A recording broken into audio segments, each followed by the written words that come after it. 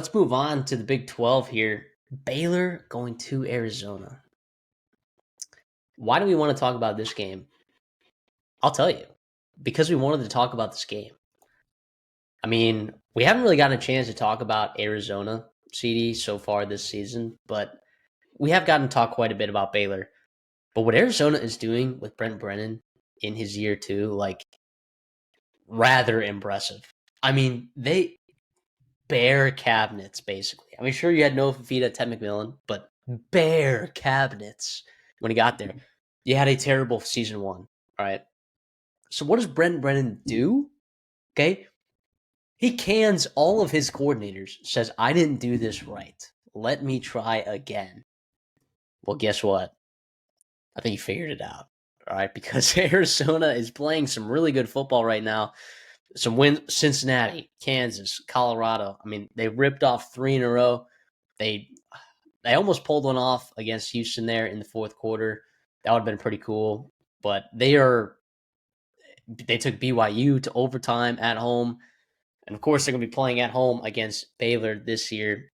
Arizona, for their secondary getting absolutely plucked, all right, 2 years ago and having a not so good one last year. Johnny Nansen, your DB's coach, goes over to Texas.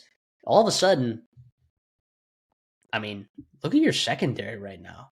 Like, it is good. You got some dang good football players. And if you're going to be, looking at Michael Trigg, across the middle there, I mean, you got a couple of really nice safeties there and a corner that you really like there if you're an Arizona fan. And I think ends up being a pretty good matchup against this Baylor team, who does have some serious firepower on the offense side of the ball. Sawyer Robertson is chucking the ball. He's been absolutely, he's been good distributing the football because he's got these weapons. He's got Josh Cameron. He's got Kobe Wilson. He's got Ashton Hawkins. Michael Trigg has been absolutely insane at tight end. He's been a menace. He had a couple drops early last week, but he's been a monster. And Bryson Washington looks fully healthy right now. Like, there's a lot to like from this Baylor team and a lot to be nervous about if you're the Arizona Wildcats. But CD, I don't know. I look at this one. Arizona's favored by 6.5, and I kind of like the Wildcats in this one. Yeah, I think you hit the nail on the head here. It will be, the matchup between, the secondary of Arizona and how good they've been. And of course, the passing attack of Sawyer Robertson and Baylor. We kind of talk about it with this Baylor team. They have one way to win all year, and they haven't had success doing it. They're 5-5 right now, fighting for bowl eligibility. Does their defense keep them in the game long enough to be able to run the football? Bryson Washington finally looking like himself. You've got a couple of freshmen like their Knighton and Turner as well offensively. You talked about all the firepower through the air that they can do. The damage has been being gashed in all phases, but most specifically the rushing attacks. Baylor's, what are they, 15th out of 16 teams defensively in rushing yards per game in the Big 12. Utah just ran for 380 yards on them in at Baylor, right? It's not very good right now. It is a rough sledding there for the Bears defensively, and Dave Randa, who is a defensive guy. And now you're going on the road to Arizona, and I understand that Arizona is a little bit more friendly through the air, and they do like to throw the football with Fafita and some of their receivers. You still got Mahdi, still got some good players there offensively, and it doesn't matter who it is or what kind of attack they've had so far. Teams have had success against Baylor running the football. It's a big week for Arizona too. They got the naming rights, right? The Casino del Sol over there, in Tucson, which is huge for them. Baylor has a lot of off the field issues as well with the athletic director and everything going on with that. Just feels like momentum is building, building, and building for this Arizona team. You talked about why do we want to preview this game. Part of the reason was Arizona, man, deserves to give their flowers, man. I understand that they're 4-3 and probably out of the playoff and Big 12 race. Never say never, with the Big 12. I'm not sure how the tiebreakers will work for them. Looks like they are out of it, but the reality is they deserve it, man. They've had a hell of a season, and what could have been. They are a couple plays here and there, from being right atop that conference there and being ranked pretty high, in this college football season. But happy for Brent Brennan and the Wildcats. I'm on Arizona as well here. 6.5, I think is what we're picking it at. I love the Wildcats in the spot. At home, I'll eat it up. And the margins for them being 7-3 versus 9-1. I mean, think about Trey Smith's injury.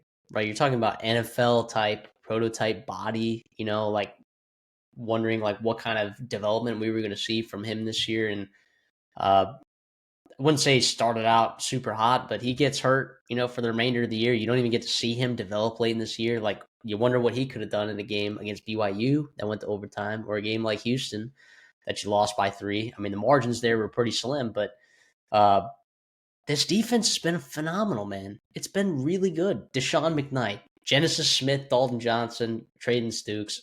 In the secondary, it has been phenomenal. It has been really nice, which is that secondary alone gives me a lot of confidence against this Baylor team.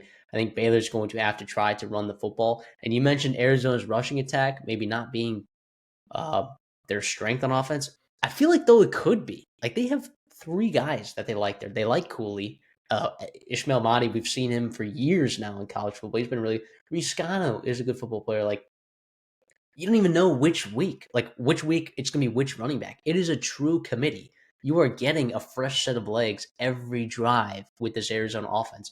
Not to mention, how many NFL offensive linemen have you lost over the last 3 seasons, 2 seasons, whatnot?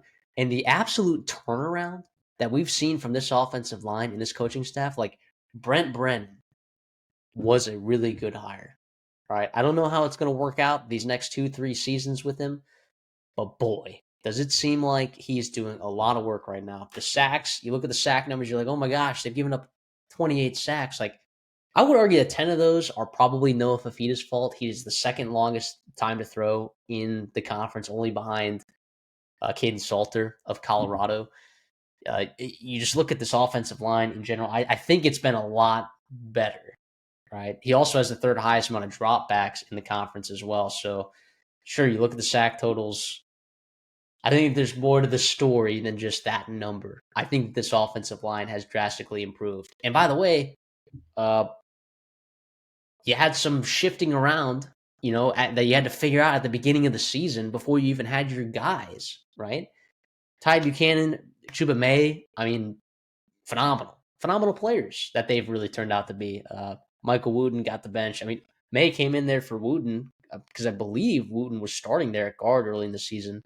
Unless an Arizona fan wants to correct me on that one. And then you just had movement early on, and then it seems like that they've really figured it out. So I am really happy with what Brent Brennan has done for this program in just 1 year, figuring out the coaching staff, recognizing his weaknesses, finding good football players, surrounding Noah Fafita with talent, putting him in good situations, running a great offense.